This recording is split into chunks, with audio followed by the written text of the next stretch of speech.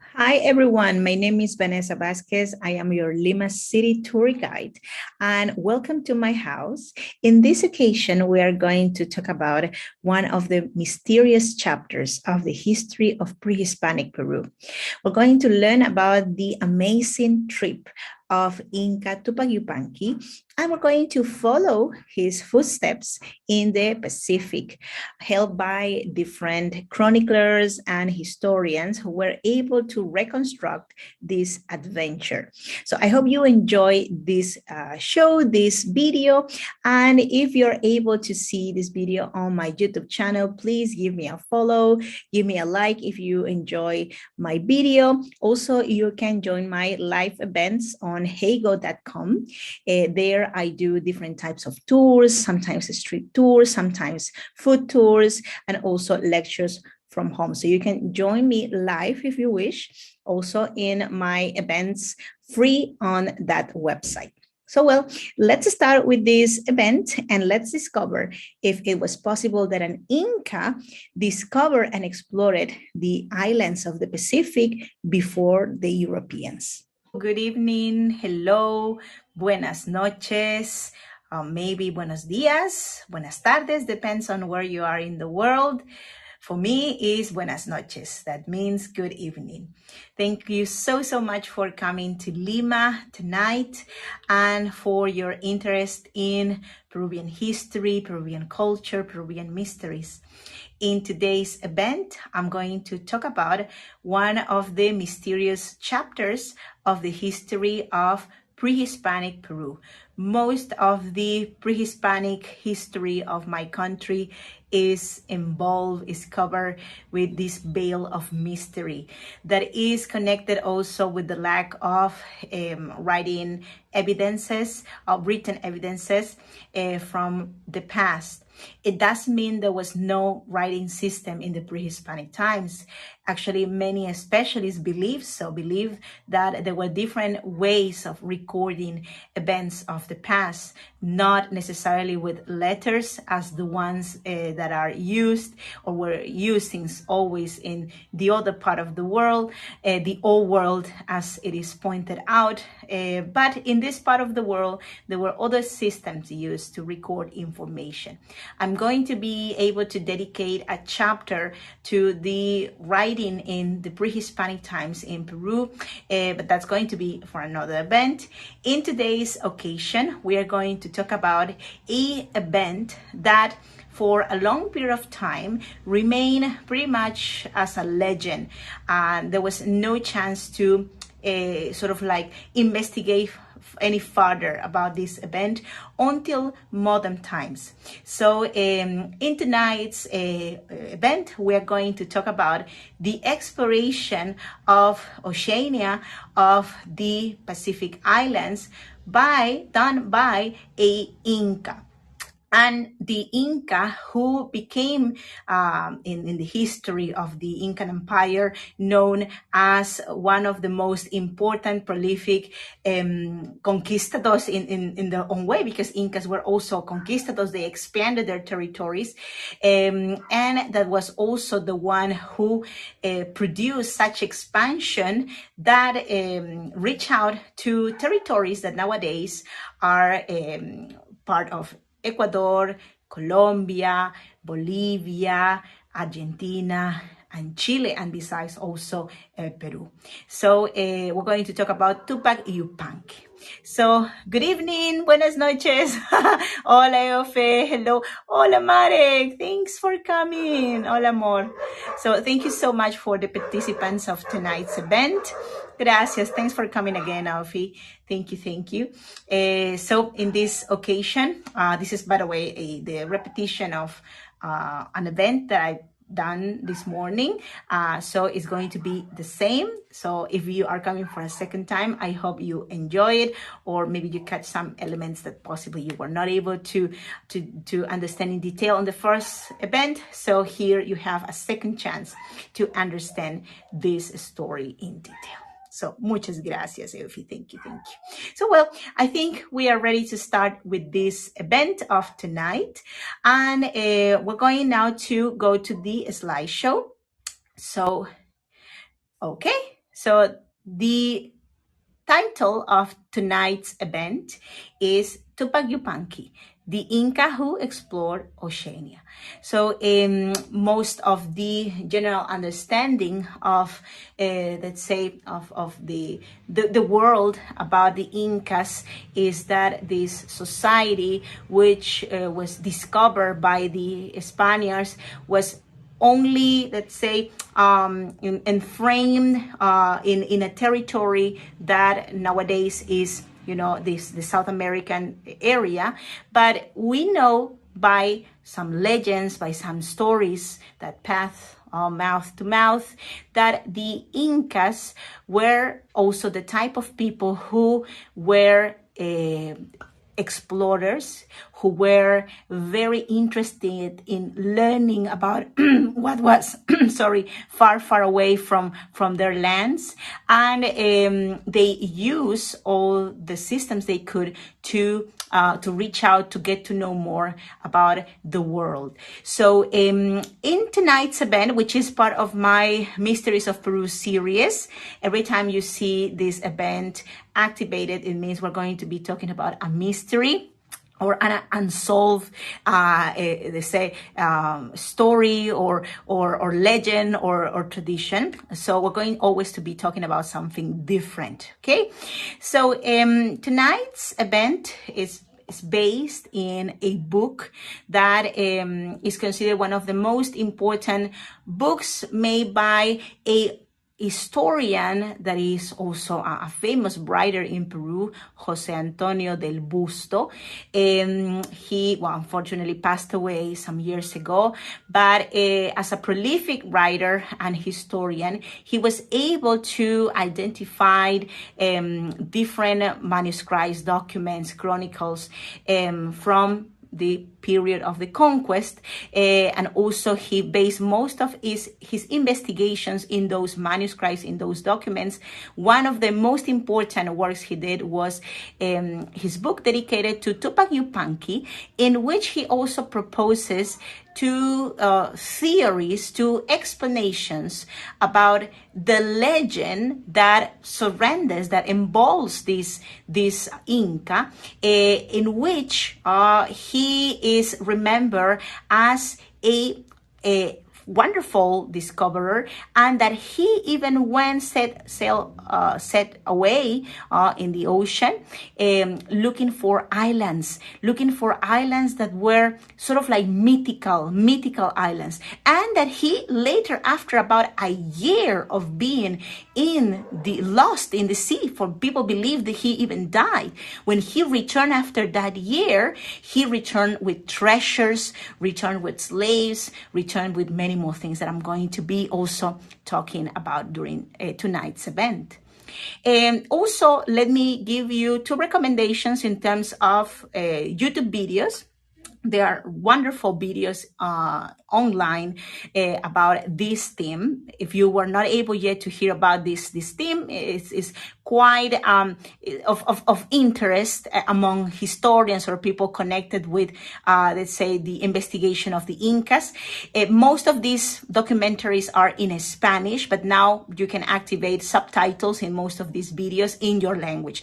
So one of them is this one about the Inca who sailed to the Polynesia, and we have also another one which is in this case is in Facebook. You can also find it, I think, in YouTube, but I found it in Facebook, and the name of this channel is Por las Rutas de la Curiosidad, through the Roots of Curiosity.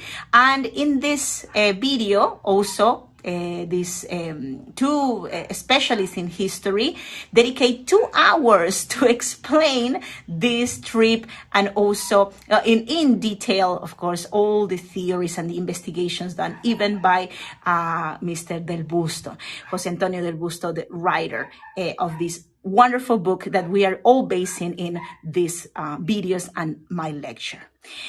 So, but also we have to talk about another important person who was not Peruvian. He was from Norway. He was a Norwegian. And maybe some of you remember about this amazing expedition called Kon-Tiki.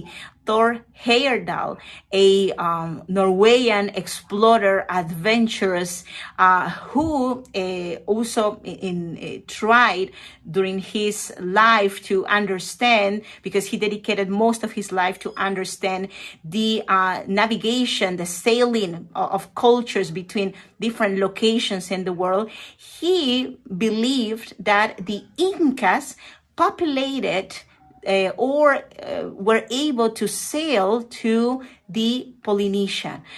They were able to sail through using these boats, these ships made from materials that are still in use, by the way, in South America, in that direction. So means that thank you, Lorraine. Muchas gracias, amiga. Thank you. So means that in his perspective, we're talking about the year 1947, he believed that the Incas were completely capable to set sail in direction to the far Pacific Ocean, into those islands. So nobody trusts him. He was taken like by crazy, right? And the only way to be believed, to be trusted, was to prove what he was proposing. So that's why he came to Peru in 1947, and he created or recreated a ship, which is the one you see here in this picture. He named it Kon-Tiki, right? Tiki is, by the way, the name of a god from the Polynesia, which we're going to be talking later about. And he departed from the port of Callao, located here in the central coast of Peru. And in 101 days, he was able to arrive finally to Raroia, which is an island in the French Polynesia, right? So he was able to make it at the end. By the way, there is a movie in Netflix called Kon-Tiki, which refers to the story of Thor Heyerdahl. So if you can, please give a look to this movie if you haven't done it yet. It's a wonderful, wonderful movie. So well, and now with all of these elements, we're going to talk about the Auki, Tupac, Yupanqui. By the way, what is an Auki? An equivalent to the word Auki would be prince. So when Tupac Yupanqui was a young prince, the one to become Inca later, we don't know exactly if at that point he was chosen by the Inca king, his father, Pachacutec, to be his successor. But we know that as his son, he had a very high status, and also his temper of an adventurous person, a man who proved to his father, being wonderful suitor, a wonderful man with the temper and character for becoming an Inca. He eventually became the ruling Inca of our territories. So something very curious is that Tupac Yupanqui was the person who expanded the most the territory of the Tawantinsuyo, which was the way how the Inca Empire was called, right? And he was the grandfather of the last two Incas, free Incas of our history, Atahualpa and Huáscar, right? So a little bit about his biography over here. So the trip of this man, this voyage that he did it in, let's say, approximately, we're talking about his 20s. So he was possibly doing this around the year 1460 something, right? From 1460, let's say it could be 6. So it's a theory, that he was about 25 years old when he did this trip, right? So he was with the energy of a young person. He had nothing to lose. And that's also one of the reasons probably why he ventured in such voyage. Let's keep in consideration that the Incas, they're original location is the Andes. So the Incas started to expand the territory quite fast, quite rapidly in the 15th century.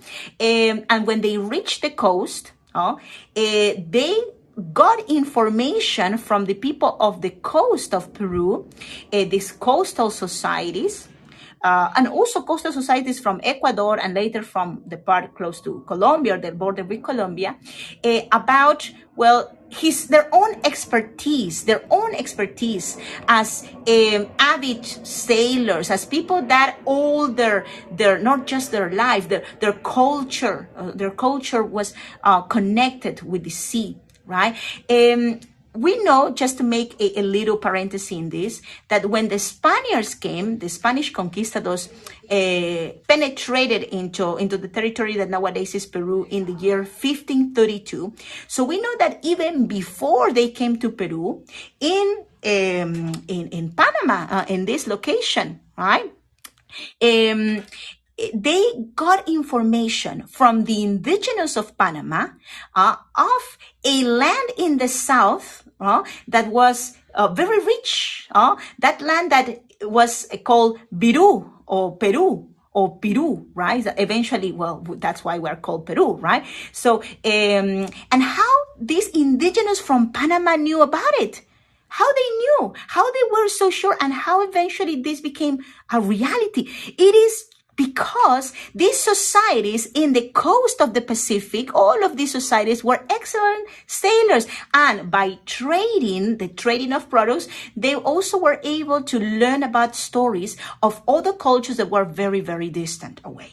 So if the people of Panama knew about the people of Peru, it is also possible that the people of this territory could hear of all the civilizations that were, or all the people that were in the Pacific. Why not?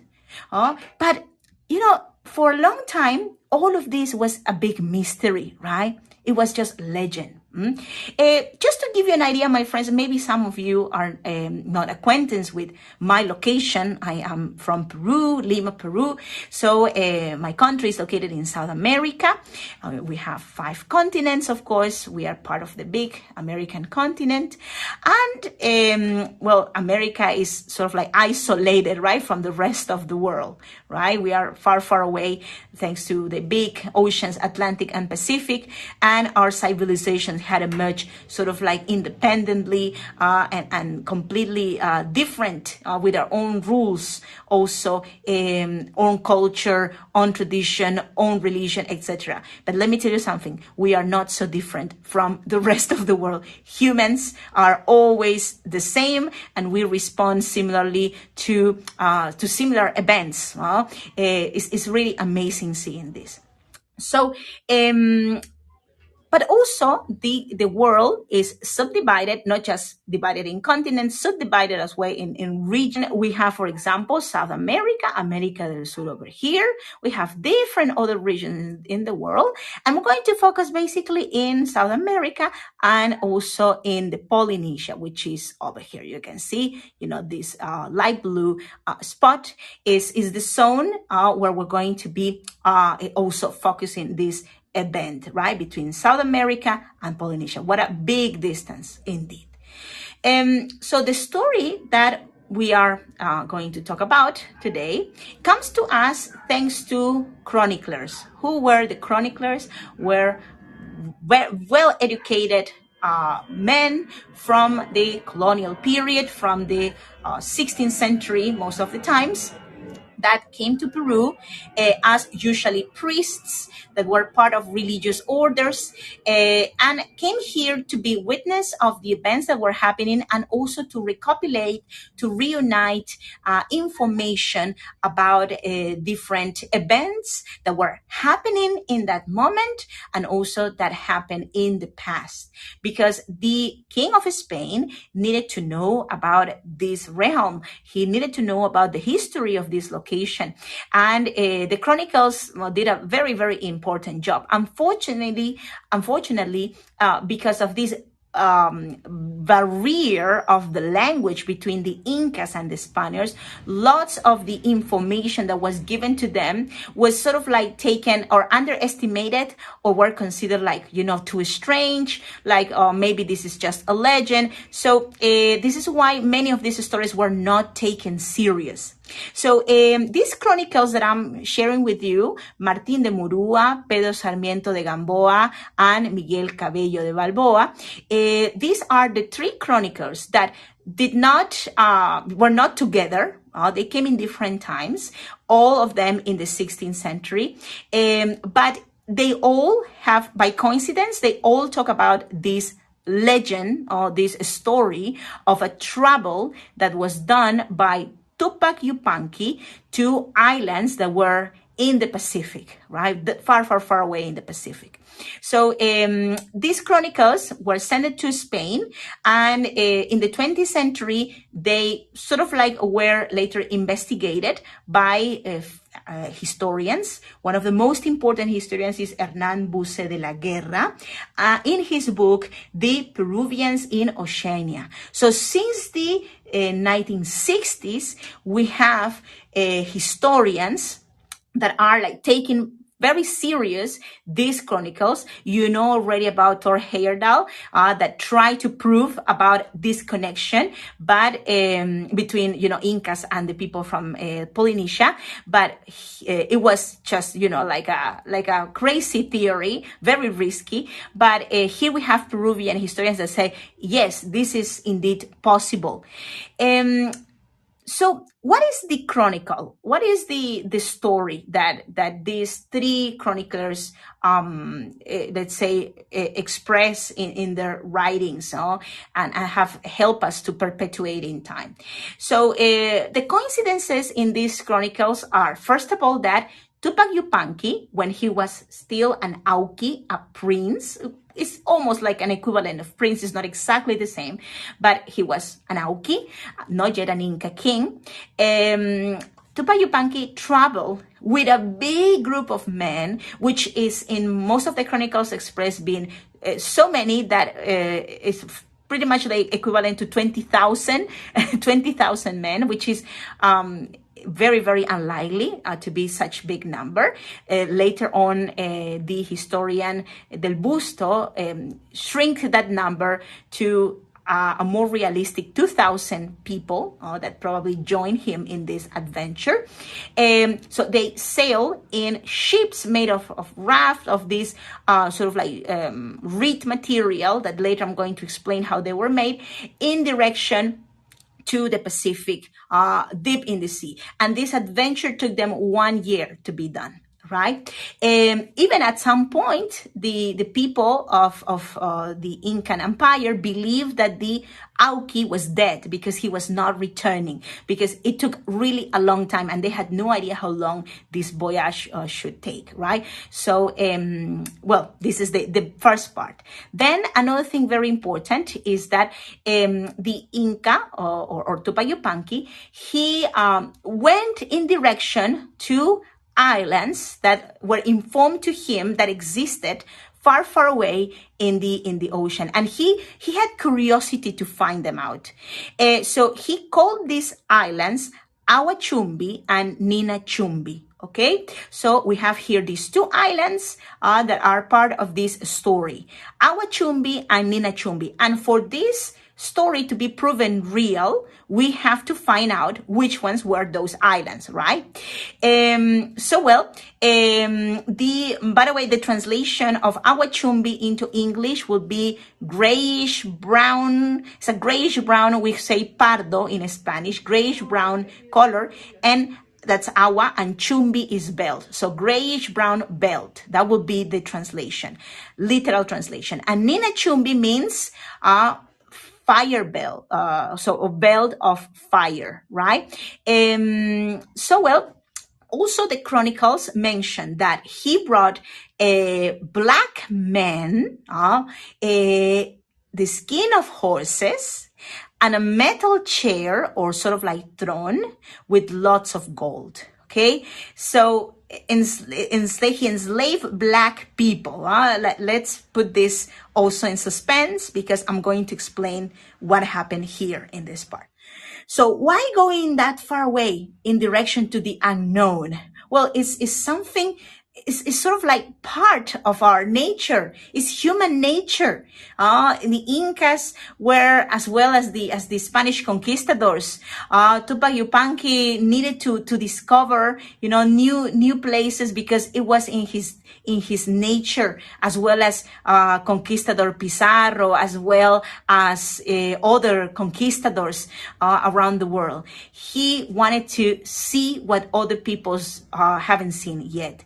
But it's true that these islands, were not known generally by the people of the Inca Empire, but someone had to know them, because he sailed to islands, because this information got to his ear that there were islands. He was not just going to discover something. There was already information. He was the first novel person who was able to see these islands. But for sure, the pathway existed already. So how to know which islands were visited by Tupac Yupanqui? That's a big question. Is this possible to know the exact islands? How many islands exist in the Pacific, my friends? There might be thousands, right? Thousands of islands, of little, of big ones. They are spread all over the Pacific. Also, it was for a long time a big it's incognita. So how we can know which ones were our Chumbi and Nina Chumbi, right? Is this something possible? Well, I think this is the moment when Mr. Jose Antonio del Busto comes again in the spotlight, because he proposed a solution for this interrogant, for this question, right? He proposed something very simple, right? He proposed to follow the natural current of the coast of Peru. It is called Humboldt Current, by the way. It was discovered in the beginnings of the 19th century by Alexander von Humboldt, a German scientist. And the Humboldt Current, which comes from the south, from Antarctica, it goes upwards and it goes all parallel to the coast of Chile, coast of Peru, and close to the Galapagos, it turns again around and goes downwards. So this is the movement, the natural movement of this current of water. The currents that exist around the world are pretty much like rivers in the ocean, right? So you put something there in that current and it will go always around the same direction, right? It will not go any other direction, right? So he said, we have to follow the Humboldt current. And thanks to this idea, he was able to create two theories, to propose two theories. So we have here the two theories of Mr. Jose Antonio del Busto. So number one, the first theory says that Tupac Yupanqui traveled to Galapagos in Ecuador, that belong nowadays to Ecuador, and Isla del Rey belongs to Panama. It's an island that is located in front of Panama. So his proposition, his theory, is that these islands were Agua Chumbi and Nina Chumbi. And also, well, he proposed the ways how he was able to find out the gold, the metal chair, the slaves, and the skin of horses, right? So that's going to come in a moment. The second theory is that Tupac Yupanqui traveled, this is a more, it's a extreme theory, traveled to Mangareva. Mangareva is located in the French Polynesia. And after that, we're talking about Polynesia, right? And after that, he visited Easter Island, and then he returned to the Incan territory. So these are the two theories. Of course, one is more like local, right? It's just northwards, not too far away from us. The other one is the most adventurous, right? So at the end of this event, you will make a decision on which one you think was the most possible, right? So I'm going to present also the elements of each one of these theories, right? But before we go in direction to the theories, I want to share with you information about the ships, because it's important to prove that this trip, this voyage was possible. The very Spanish mentioned in the chronicles made in the 16th century, when they came towards the Pacific, that they met indigenous in ships that were even better than the ones used by the Spaniards. Can you imagine that? That even the Spaniards mentioned that those ships were more stable, lighter, more resistant than the ones that they were using. They were definitely completely adapted to sail the coast of the Pacific, and were used also in the trade between different cultures in the coast. We know, for example, of societies in Peru that used as part of their, the leaders in Peru that used as part of their decorations, emeralds and lapis lazuli. We don't have emeralds and lapis lazuli in Peru. Lapis lazuli exists in Chile, and emeralds come from Colombia, right? So how come it was possible? Because of the navigation. So here we have two materials that were used back in the old days to create these balsas, these ships.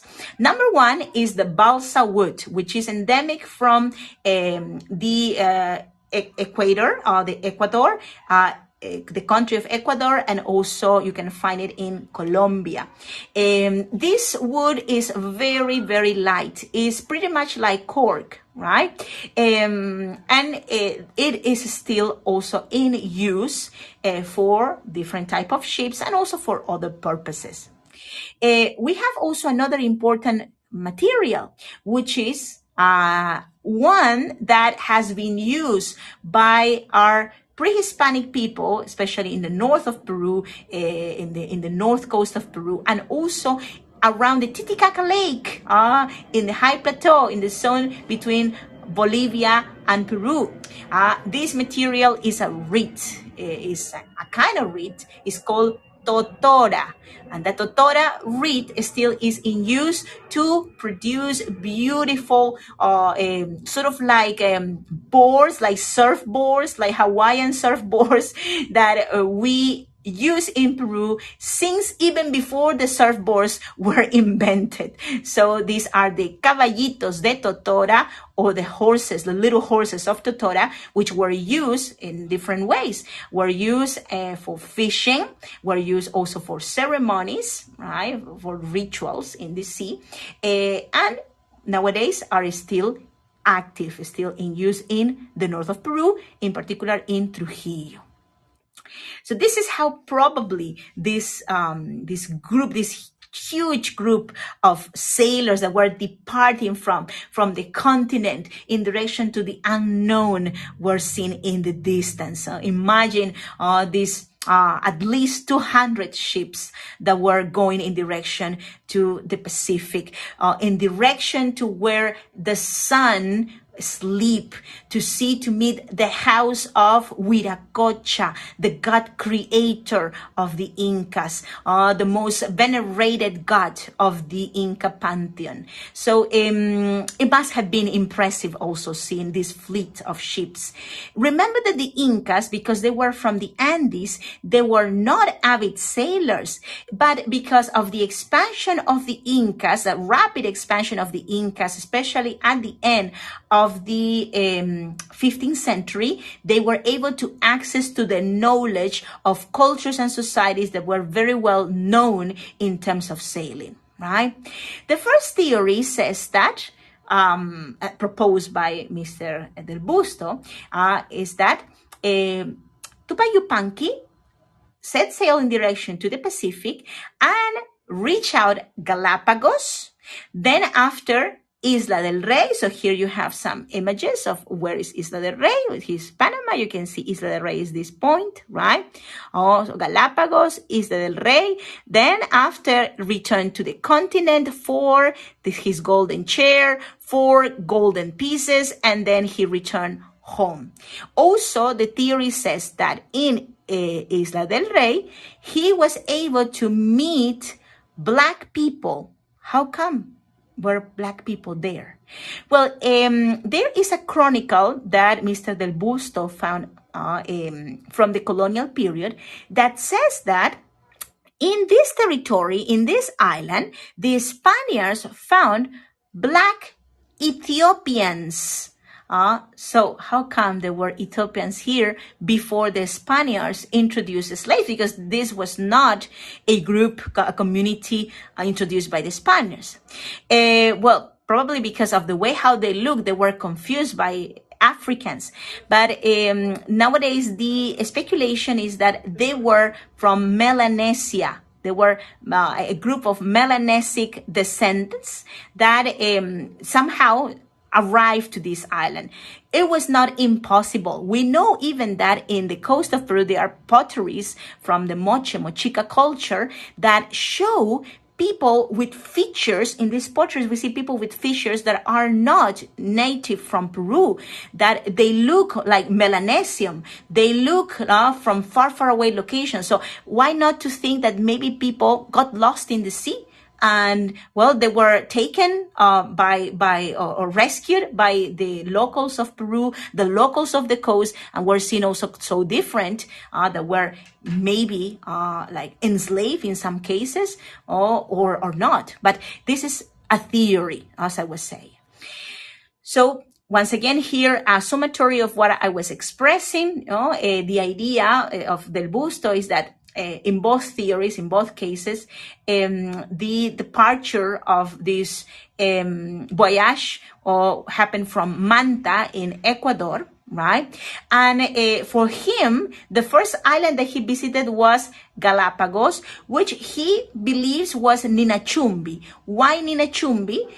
Because Nina is related with fire, and Galapagos had also volcanoes, a volcanic zone. So probably the fire, right, that or the smokes that were produced by these mountains, right, was considered, of course, the reason why the name of these islands was Ninachumbi, right, belt of fire, right. Then he continued his trip because he was not able to find any wealth, any gold, any people there. There were not back then people in the island. So he continued his trip in direction to Awachumbi, which was the Isla del Rey. So Awachumbi's gray island probably is related with the way how the island looks, and there is where he got the slaves. So as you know already, by the chronicles of the Spaniards, other chronicles which are not related with Tupac, Yupanqui, there was a community of Black people there, right? So his theory is that he took people there as body of this trip, right? And he returned after that, returned in direction to, well, in this case, to Colombia. And in Colombia, he was able, in a song called Charambira, he was able to obtain the metal chair, the golden chair. In that song, Colombia is well known as a place of wonderful production of gold in the pre-Hispanic times. If you haven't been there to Colombia and you are planning to go, if you go to the capital of Colombia, Bogota, you have to go to the Gold Museum of Colombia. It's an amazing collection, and it's a proof, it's a living proof how skillful the people of the societies of Colombia, pre-Hispanic societies, were in terms of gold and silver work, right? So probably there he got this golden chair. Oh, by the way, I was forgetting about a very important detail that happened before, that happened in Awachumbi, or Isla del Rey. Probably there the Inca got the skin of manatees, right? Manatees don't live in the Pacific side of Central America. They live in the Atlantic side of Central America.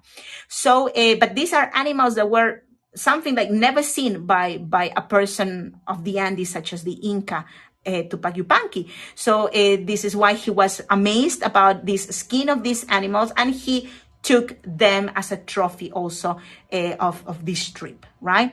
So here we have sold the black slaves. We have solved the skin of the horse, right? We have also solved the golden metal chair. When he returned to also south to the place where nowadays we have the ruins, the temples of Chan Chan, where the Chimu culture existed, which was at that point an alloy or had formed alliance with the Incas.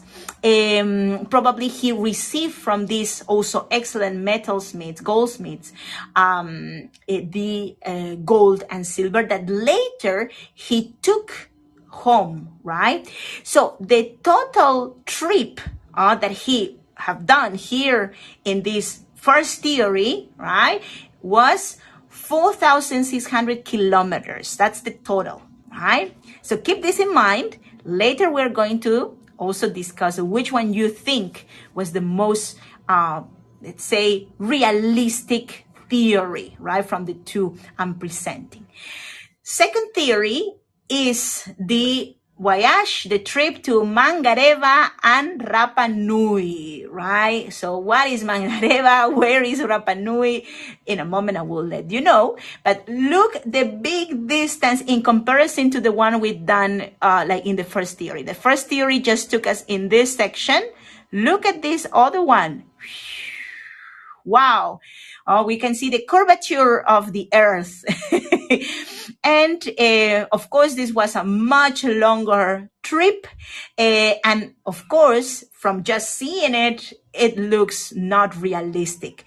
But let me give you the proofs that Mr. Del Busto have to say this also was possible. So we can see, first of all, this point here, we don't even see the islands, but trust me, here we have the islands. We have Mangareva over here. This belongs to the French Polynesia. We have also in this location, Rapa Nui. Do you know what's Rapa Nui, my friends? Does anyone know the most commercial name of that island? Let me know it in the comment section. By the way, Rapa Nui, muy bien, excelente. Is their island, Lisa, muy bien. So Rapa Nui in the local language means big island, right? In the local language of the indigenous of this island, right? So after Rapa Nui, the Inca Tupac Yupanqui returned to the Incan territory, right?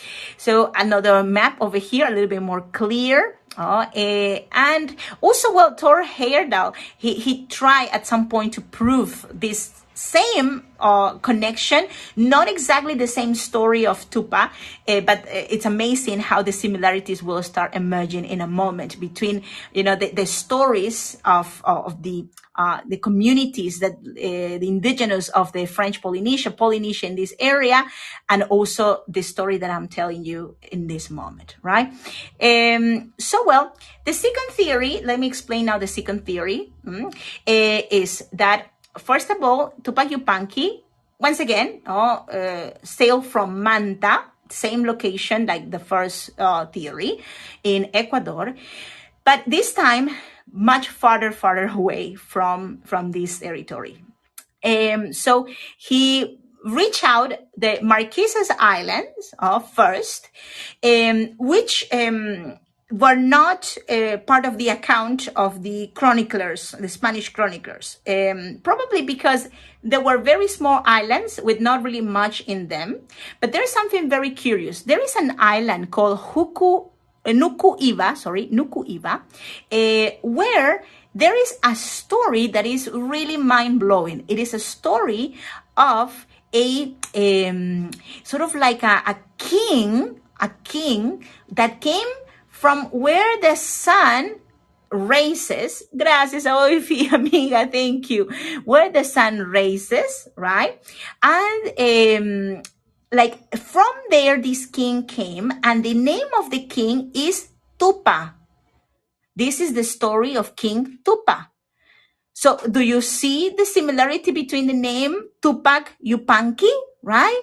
Very curious indeed. This is not the only place where we have a legend, a story of the King Tupa. There are other islands that have the same story. So very, very curious that King Tupa passed near those islands and also contacted the indigenous and brought new technology to them. So then we have the next important point of this voyage, which is Mangareva, right? Mangareva is pointed out being by Mr. Del Busto as Awachumbi, right? So why Awachumbi? Well, in the distance, also these islands look like a grayish color. They look like grayish, right?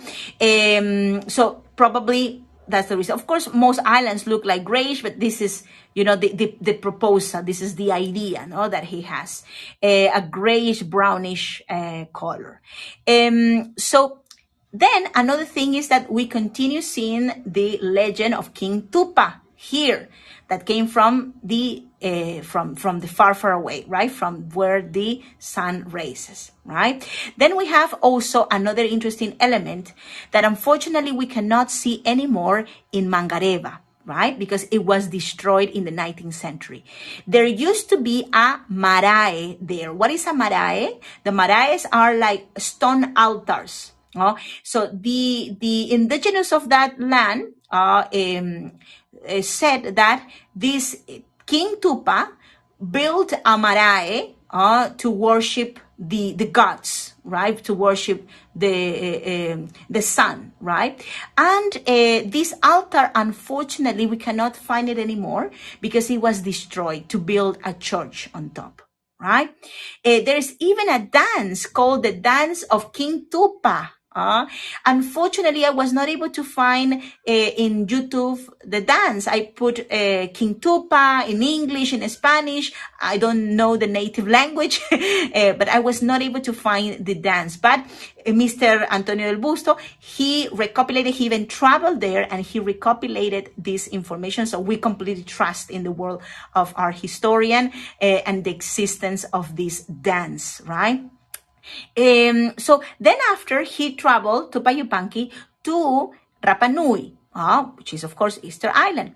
And the reason why Antonio del Busto believed this was named Nina Chumbi is because there are volcanoes there in that island. But also there is another proposal from him that probably the indigenous lit up like fires or sort of like bonfires as a way of communication, or maybe to heat themselves up, right, by nighttime.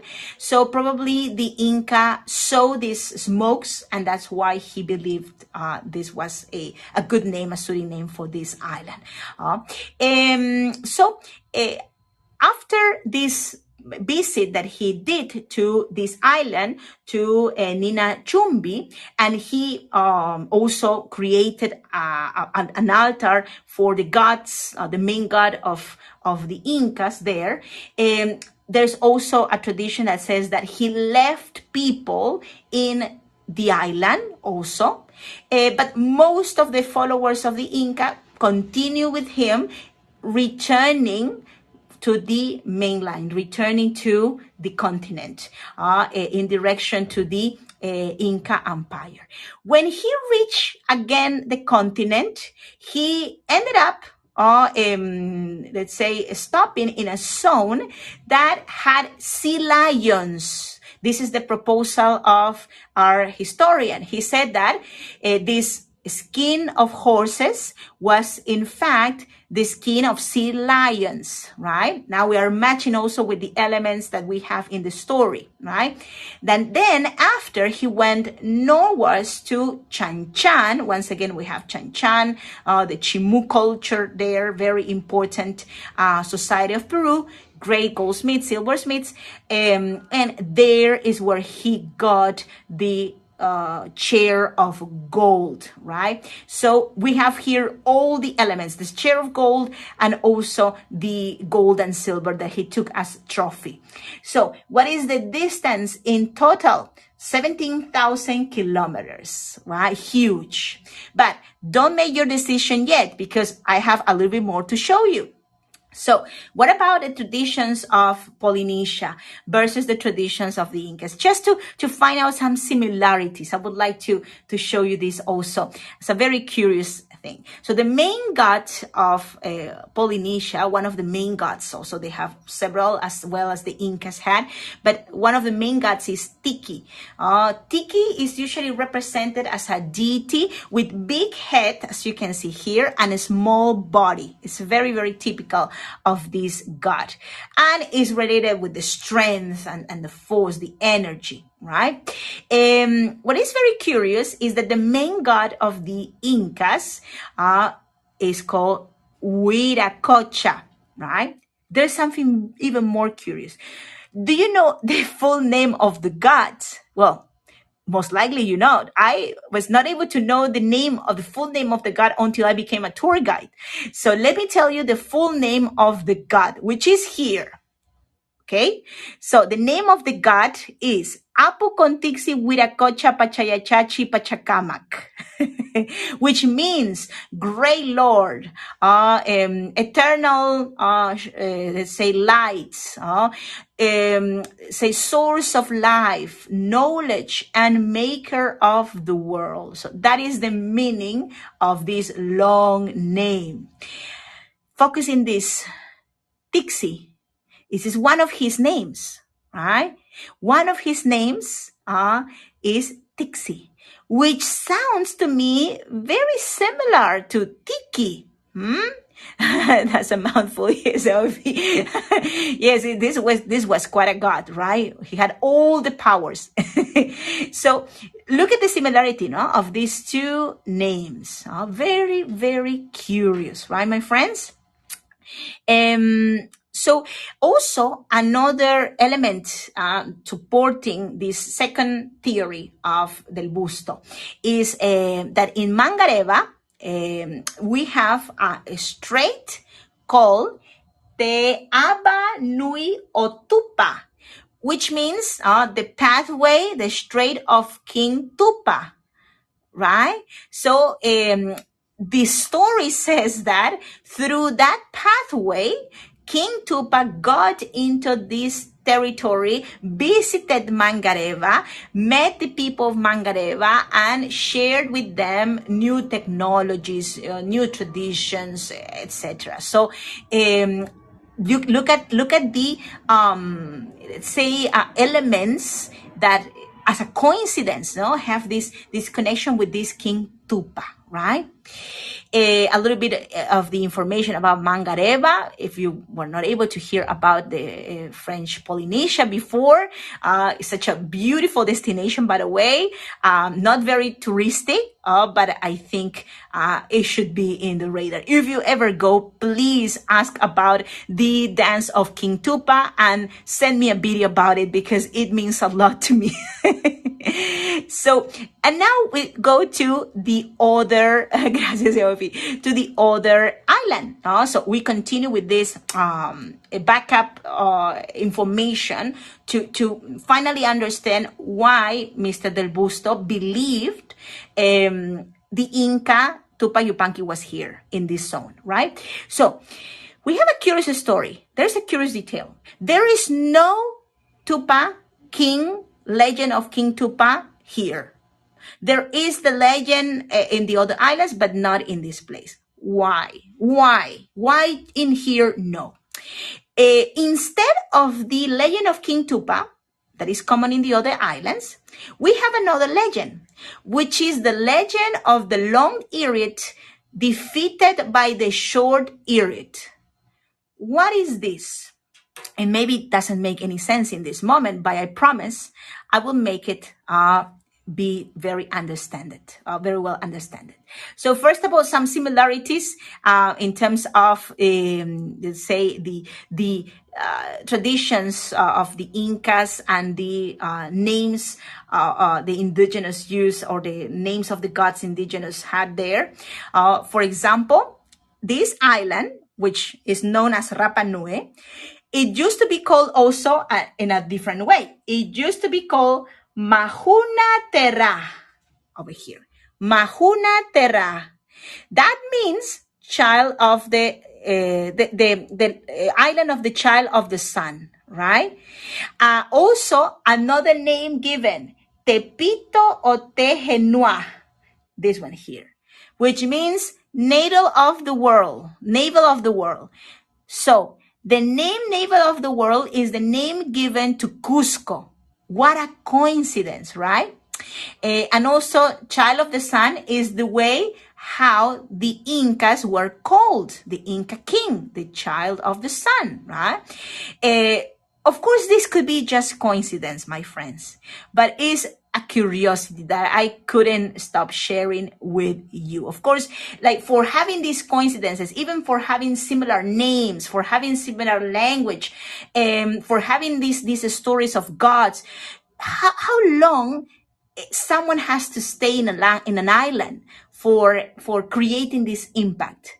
Well, we would say that long, but remember, this was an amazing appearance for the indigenous too, so probably that impacted them permanently. So what is the long-eared? What is a long-eared person? You can see here this figurine. It's a golden Incan figurine that shows a person with long earlobes, deformed, stretched earlobes.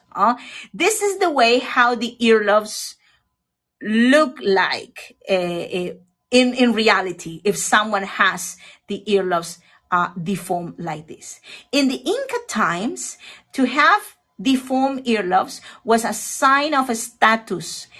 Only the Inca and the nobility could have deformed ears. And these ears were stretching since they were very, very young, when they were children. So this was a long process, which was very important for them. When we talk about the long-eared, in the case of the Incas, we're talking about the nobility. This is a theory, right? Del Busto says, what if when Tupac Yupanqui decided to return home, he decided to leave a group of people behind in the island, which would be, of course, his orejones. Orejones is the big-eared. Oreja is ear. So orejones, the big-eared people, right? So maybe he decided to leave a group of orejones, right, in his representation in the island. And these orejones stay there ruling for a time. So the story that I'm presenting here, this the story of the legend of the long-eared versus the short-eared, says that in a time of the history of the island, there were long-eared who ruled the island. This is the story, and the local people, the short-eared, the common ones, defeated the long-eared because they were against their ideas. They didn't like the way how the long-eared ruled, so they defeated them. Why not to think that when this happened, the legend of Tupa Inca or the King Tupa was sort of like covered, sort of like banished, because the long-eared represented Tupa. Right? So probably it was forgotten for that reason. Right? So, but here, this is the final part about the theory of Mr. Del Busto. And first of all, I want you to see the picture and tell me, where do you think this picture was made, my friends? Do you have any clue, any idea? Does this recalls to you somewhere? A place in the world? Don't be shy, please. Let me know if this picture recalls to you a place in the world. These perfectly united stone pieces. Oh, Marilyn, gracias. Yes, Machu Picchu. Of course, it recalls Machu Picchu. Many people say when they see this picture, oh, this must be Machu Picchu.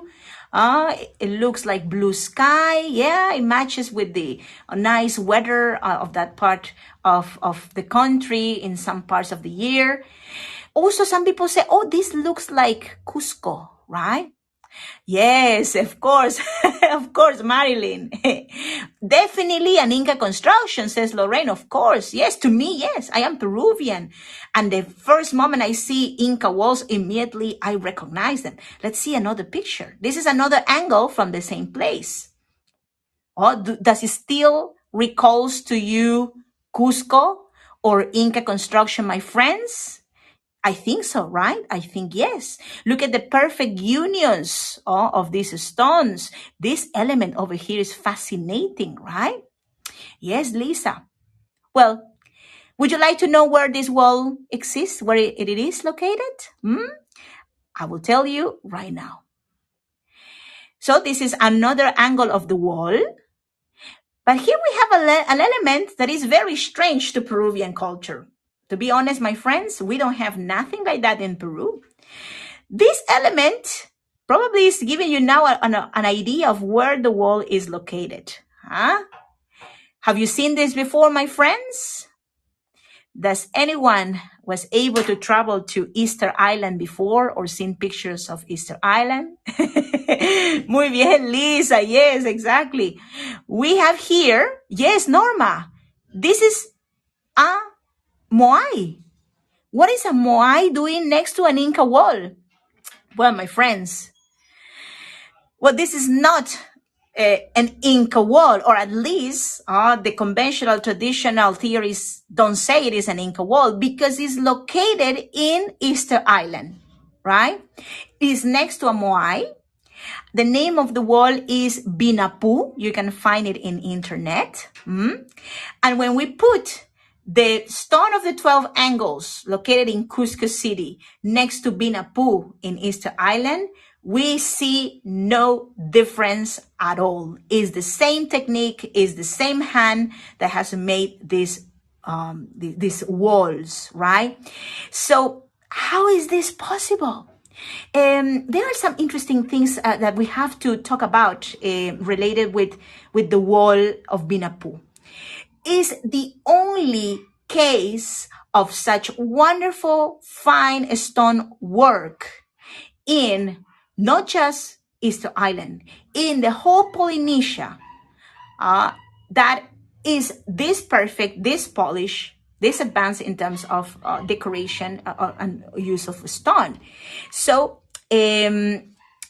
let me tell you also that the material used for making this wall is volcanic rock versus the granite that is used in Cusco, right?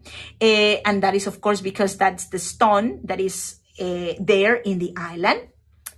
And the most conventional, let's say, thinkers about the wall that attribute the wall to the indigenous culture of Rapa Nui, they mentioned that it was made by these indigenous people, and they have been even done some carbon 14 work on the stone, in which it's mentioned that this stone wall was made in the 8th century. So something very important here is to say that carbon 14 cannot be done on stone. It has to be done on organic elements, right? So we don't know exactly from which part of the wall this carbon 14 study was made, but if it is the case, my friends, that it was made in the 8th century, the investigations, the formal investigations of the island says that in the 8th century, there was yet no human in the island. So how come we have this wall made in the 8th century where, well, when we had nobody there yet, right? It's not possible. Cornelia, well, this is the second time I'm doing it in the day, but I will definitely be doing it again a little bit more advanced in the future. Also, I'm going to be uploading this event in my in my YouTube. I have a YouTube channel, so I'm recording this event for you all, and later I'm going to find my YouTube channel. Yeah, so I hope you can come and see this video as many times as you wish, Cornelia. Gracias. So, as I was saying, it is not possible to match, this resulting of carbon-14 with, the 8th century, because officially there was nobody in the 8th century, right? So, but also let me go more in the archaeological field, because archaeologists are very picky in terms of architecture and especially evolution of architecture. Because in Cusco, for example, you can see the evolution of the creation of these walls, like from more rustic, more simple stone walls, not perfectly united, to the Incan empire style of a stone, which, is the one you see here, right? So more advanced, more polished, right? But there is an evolution in any type. In the pyramids, there is an evolution, right? You have the more simple mastabas, I think was called, and then you have the pyramids, which are amazing and huge. So there is always evolution. Do we see evolution in Binapu? Do we see evolution in Easter Island? Do we see evolution in the Polynesia in terms of stone work? Like this type of stone work? No. There is no other place in Easter Island or in the Polynesia where we see this work. It's like one artist one day woke up and said, I want to do a stone wall, like perfectly, like this one. And then, he finished this work and never again work, because there's no other case made before or made after. So is this possible? Well, archaeology says it's not possible. You need to have evolution. Right? So this is why this is a big mystery, right? And the theory that Mr. Del Busto has is that this was a sort of shrine made by or ordered to be made by the Inca, Tupac Yupanqui, as a marker also of his presence, as a place where the sun god could be worshipped, right? So we have to also solve out this question about, the slaves once again. Maybe we remember about the possibility of these black slaves in the first theory, the first scenario that were taken from the Isla del Rey, the island of the king in Panama, that were Melanesians. Here also we have, once again, the same theory that probably there were people from Easter Island or indigenous that they're found in the islands that they were able to see, that they took with them, right? And here we have pictures of the manatees and also the sea lions. You already know about the two theories, right? So this skin of horses, which horses were not here in Peru at that time, yet. And so instead of horses, they probably were these animals that you can only find one of them in the Central America, in the Atlantic side of Central America, the other one in the coast of Peru, right? And here we have the golden chair, this metallic chair that probably was the one that the Inca took with him, to prove about his trip, his voyage, right? Very proudly he used, showing off everybody about his travesty, and he was received also with big happiness and joy by his people. So I really hope you enjoyed this event. It's been long. I'm so sorry. I hope you enjoy it. Sorry for taking too much of your time. It took me time to put up all of this event. But I really hope you had a fun time with me discovering another chapter of the history of Peru, discovering the mysteries of Peru. Marilyn, thank you. Thanks for your support, amiga. Gracias. Next time we're going to be meeting is going to be to talk about an untold history. We're going to talk about the Taquioncoy. This was the anti-Spanish movement, Inca anti-Spanish movement of the 16th century. It was a revolutionary movement, a religious movement, an idealistic movement. So we're going to talk about what happened with these revolutionaries that stand up against the Spaniards in the 16th century. We're talking about a few decades after the conquistadors came. So we're going to see what happened and how that movement affected us nowadays. So, well, thank you so much for joining this lecture, for visiting my channel. I hope you enjoy it. I hope you find it interesting. I am not a historian. I admire a lot the work of historians and what they are doing. I'm just a tour guide, but as a tour guide is my compromise with you all to share information about my country, about the history of my country, and give you some insights about the historic events, the ones that are famous, the ones that are not so famous. And I hope that this open a little door of interest in you for the Peruvian culture. So you can also keep looking for more of my videos. I'm going to also show you in the link of description some links that you can also go to research in terms of this theme in particular. And also there might be appearing some videos soon in the screen. So I thank you so much for visiting my channel. Give me a follow. Maybe if you wish, also activate the bell for notifications, and hope to see you in my tours, virtual tours in Hego, or also in person here in Lima sometime in the future.